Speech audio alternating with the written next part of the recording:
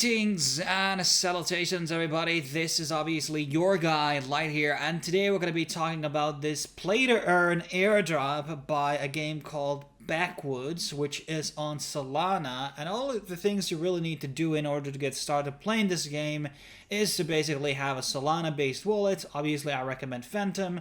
Then connecting your Discord and Twitter, and then you can basically hop in and start playing. Now, there's basically a point system inside this game where you can get more points by playing, but also by holding the actual NFT collection. This NFT collection is totally optional. You don't need to buy any of them, but in case you want to have more like a passive flow of points, you can go and get one of these NFTs from the Magic Eden. They currently are sitting at 1.8 Solana. I think they were around 4 Solana at some point. I believe I bought in like 2.9 or something. So it has basically stayed around the same price for the last couple of days at least. And obviously I do recommend people to kind of play the game instead of like investing in the NFT, because that might be kind of risky, as it kind of is with a lot of these gaming based projects. Now, what we also have here is actually a system where you can add an actual referral code. So adding Lite Liger will give you 5% extra points when you're going to be playing the game. So make sure you're going to be using that code when you are going to be signing up for this game. And it should be on the home tab where you can assign your own referral code. But let's kind of now jump into the actual game itself, so you kind of have an idea of what exactly we are talking about here. So this is a game that is very similar, akin to, what is the game genre called again? Vampire Survivors. So that's a big hit, obviously, on Steam. And basically you can have the ability to change around your own NFT as an avatar, or you can just use some of the characters from here. And we're going to be just picking out one of the NFT. These are not NFTs, but these are the characters which you're going to be using inside the game. There's not really much of interaction here. What you can do, just changing the characters basically. And once you have chosen which we're going to be using, then you're going to be hopping in the portal. And there's two different options, normal and hardcore. I do recommend normal just because, well, hardcore is pretty hard and normal is pretty hard as well. So here we have, and you're gonna be having these waves coming out, and you need to kill these characters and try to stay alive while you're doing it. And I believe there's a limit of like, was it like 8 or 10 waves, and you're gonna be getting the maximum points. You're going to be having 20 energy per day. That means each game is going to be costing you 5 energy. So 4 times you can play per day. And after that, you can just wait until the next day to get recharged. So every time you're going to be fighting and etc., you're going to be getting these drops. And these drops are going to be giving you all types of different status bonuses. And you're going to be getting more weapons, and usually want to go for the range ones. So right now we've got an ice staff. But it's a pretty simple thing. You use WASD to basically move around. You don't even need to click your mouse or anything like that. Or you actually can move around with mouse apparently, but I think the WASD is much more better. And as I already said, you're going to be getting 5% more with the code that I had on the beginning of the video. So you can also find code Liger in the description down below. And obviously the people who are going to be having the NFTs are going to be getting gradual points coming out, and that don't have the same limitation. So you can play 4 times, and the points are going to be based on your performance on these things, and it gets gradually a lot harder. I haven't played that much of this game as of yet, so I don't know what are the best builds and things like that.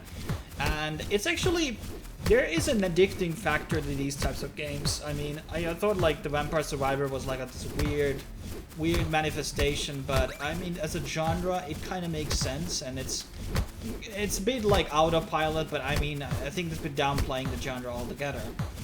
But overall, the game is not very complex, and and there's no like play to win elements here, so you can't buy like a better.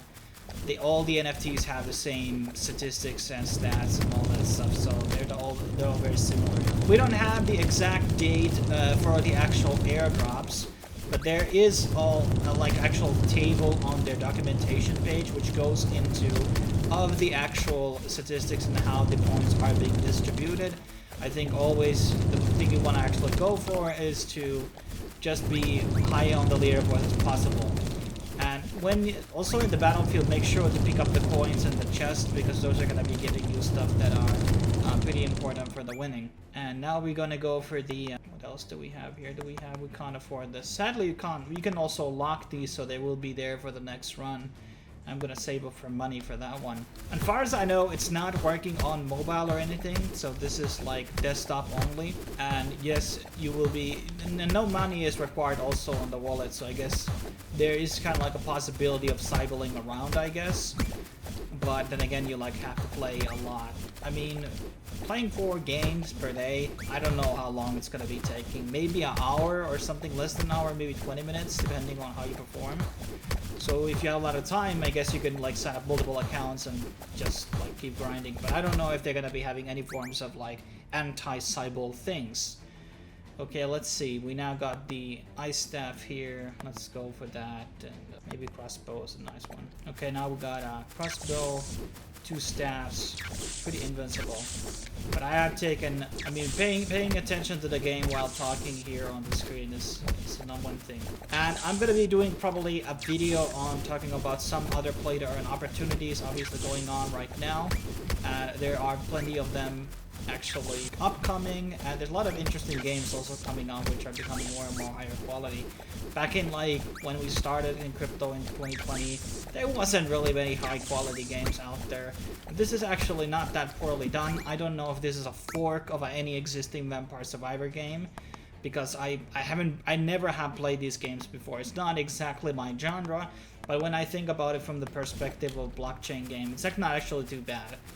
The concept is okay, but then again, where's the value for the token coming out and the NFTs? Is it just the points, or is it just like, what is the longevity? Okay, I died. And there we go. Stage is wave 7, and time was 3 minutes. Wow, almost 4 minutes. And score is 1,376. Now we quit. And we can see that the energy is 15 now. How do I actually change my character into the existing? Oh, there we have my character. So this is my character that I bought, the NFT. But basically, I don't have much else to add here in terms of this game. I think it's actually a pretty neat game. It's very simple and very basic. So it's not really like a high learning curve here, guys. And it's a great opportunity to make money, okay? Well, we don't know the valuation of this project altogether, but I still think it's a pretty good shot. But thanks for watching, guys, and stay tuned for more play-to-earn stuff coming out and, you know, gaming stuff. And I will be seeing you in the next video. Cheers.